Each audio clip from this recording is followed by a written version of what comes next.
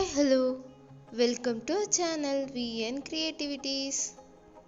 இன்னைக்கு நம்ம எதை பற்றி பார்க்க போகிறோன்னா, நான் சிக்கன் பிரியாணி வீடியோவில் சொல்லியிருந்தேன் இதே மசாலா வச்சு ஈஸியாக சிக்கன் செய்யலான்னு. அந்த சிக்கன் ரெசிபியை தான் நம்ம இப்போ பார்க்க போகிறோம். இது எப்படி செய்யறதுன்னு பார்க்குறதுக்கு முன்னாடி இப்போ தான் நீங்கள் நம்ம சேனலில் ஃபஸ்ட் டைம் பார்க்குறீங்கன்னா மறக்காமல் சப்ஸ்கிரைப் பண்ணிடுங்க. கூடவே அந்த பெல் ஐக்கானே கிளிக் பண்ணிடுங்க. அப்போ தான் நான் போகிற வீடியோஸோட நோட்டிஃபிகேஷன் உங்களுக்கு வரும். இதுக்கு தேவையான மசாலா எப்படி அரைக்கிறதுன்றதை நான் ஆல்ரெடி பிரியாணி வீடியோவில் போட்டிருப்பேன். இப்போ திருப்பி அதை ஒரு தடவை போடுறேன்.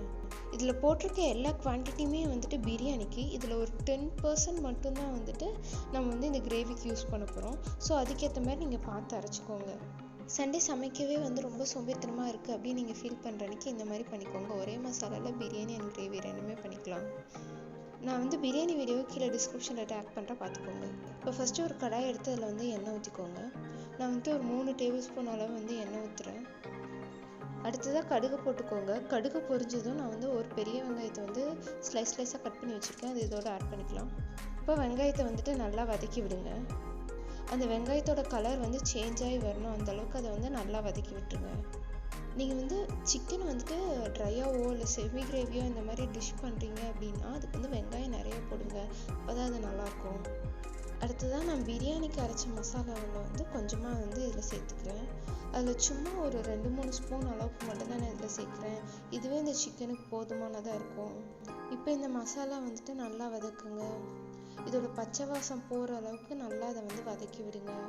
இது நல்லா வதங்கி இதுலேருந்து எண்ணெய் தனியாக பிரிஞ்சு வரணும், அந்த அளவுக்கு இது வந்து நல்லா வதக்குங்க. இப்போ வந்து நல்லா மசாலா வதங்கிடுச்சு. இது கூட 2 சின்ன தக்காளி வந்து நான் பாக்ஸாக கட் பண்ணி சேர்த்துருக்கேன். இப்போ இதையும் சேர்த்து வந்து நல்லா வதக்கிடலாம். தக்காளி வந்துட்டு ஓரளவுக்கு வதங்கிடுச்சு.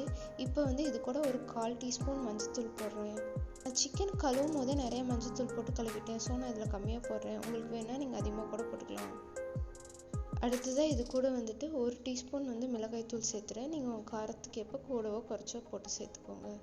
இப்போ இதை நல்லா மிக்ஸ் பண்ணி விட்டுருங்க. அடுத்ததாக இது கூட 1 டீஸ்பூன் வந்துட்டு கறி மசால் தூள் வந்து நான் சேர்க்குறேன். இப்போ இதையும் சேர்த்து இதை நல்லா வதக்கிடலாம். இந்த ஸ்டேஜில் வந்துட்டு அடுப்பை கொஞ்சம் கம்மி பண்ணிடுங்க, அப்போ தான் போடுற மசாலாலாம் வந்து கருகாமல் இருக்கும். அடுத்ததாக இது கூட சக்தி சிக்கன் மசாலா வந்து நான் சேர்த்துறேன். இது ஆப்ஷனல் தான், உங்களுக்கு வேணால் சேர்த்துக்கோங்க, வேணான்னா விட்டுருங்க. இதுக்கு பதிலாக நீங்கள் வந்து கொத்தமல்லி தூள் கூட சேர்த்துக்கலாம். கொத்தமல்லி தூள் சேர்க்குறீங்கன்னா கொஞ்சம் கம்மியாக சேர்த்துக்கோங்க, ஏன்னா அது மசாலா ஹெவியான மாதிரி ஒரு ஃபீல் கொடுத்துரும். இப்போ அதை வந்துட்டு நல்லா வந்து வதக்குங்க. அடிப்பிடிச்சிடாத மாதிரி அதை நல்லா வதக்கி விடுங்க. மசாலாலாம் நல்லா வதங்கி அதுலேருந்து எண்ணெய் பிரிஞ்சு வெளியே வரணும், அந்தளவுக்கு அதை வந்து நல்லா வதக்கிடுங்க. அடுத்ததாக இது கூட கொஞ்சம் தண்ணி ஊற்றி அதை வந்து நல்லா கொதிக்க விடுங்க. அது ஒரு 2 நிமிஷம் நல்லா கொதிச்சோன்னே இதோட வந்து சிக்கன் சேர்த்துடலாம். நான் இங்கே வந்துட்டு நாட்டுக்கோழி தான் இதில் சேர்த்துருக்கேன். நாங்கள் வந்துட்டு 1 kg சிக்கன் வாங்கினோம். அதில் வந்துட்டு கிரேவிக்கு வந்து ஒரு 400 கிராம் மட்டும்தான் நாங்கள் போட்டிருக்கோம். மீதியெல்லாம் வந்துட்டு பிரியாணிக்கு போட்டோம். இப்போ இந்த சிக்கனை வந்துட்டு நல்லா பரட்டி விடுங்க. அதோட எல்லா சைட்லேயும் மசாலா நல்லா ஒட்டுற மாதிரி நல்லா அதை வந்து கலந்து விடுங்க. சிக்கனை போட்டு தண்ணி ஊற்றிடாதீங்க, சிக்கன்லேருந்தே தண்ணி வரும். ஸோ அதை நல்லா பரட்டி விட்டுட்டே இருந்தீங்கன்னா சிக்கன் வந்து அதுலேருந்தே இந்த ஜூஸ் வரும், அதுலேருந்து அதை ஓரளவுக்கு நல்லா வெந்துடும். பாருங்கள் சிக்கன்லேருந்து எவ்வளோ தண்ணி விட்டுருக்குன்னு. இப்போ இதுக்கு தேவையான அளவு உப்பு இதில் சேர்த்துடலாம். உப்பு சேர்த்துட்டு அதை நல்லா கலந்து விட்டுருங்க. அடுத்துதான் நான் வந்து ஒரு கைப்பிடி அளவுக்கு வந்து கொத்தமல்லி இலைகளை வந்து இது மேலே தூவுறேன். தூவி நல்லா வந்து வதக்கி விட்டுறேன். நான் இங்கே வந்துட்டு நாட்டுக்கோழி யூஸ் பண்ணியிருக்கேன். ஸோ இது வேகிறதுக்கு நிறைய தண்ணி தேவைப்படும். இதுலேருந்து தண்ணியும் அதிகம் விடாது. ஸோ நான் இன்னும் கொஞ்சம் எக்ஸ்ட்ரா தண்ணி ஆட் பண்ணிக்கிறேன். அடுத்ததாக இது கூட கொஞ்சமாக கருவேப்பிலை தூவி விட்டுக்கிறேன். இப்போ இதை நல்லா கலந்து விட்டுடலாம். நீங்கள் ஒருவேளை ப்ராய்லர் சிக்கன் யூஸ் பண்ணுறீங்கன்னா தண்ணி கொஞ்சம் கம்மியாகவே ஊற்றுங்க, அதுக்கு இந்த அளவுக்கு தண்ணி தேவைப்படாது. இது இப்படியே வந்துட்டு நல்லா கொதிக்க விட்டுடலாம். கொதிச்சு அது நல்லா வெந்து வர வரலும் நீங்கள் அப்படியே விட்டுருங்க.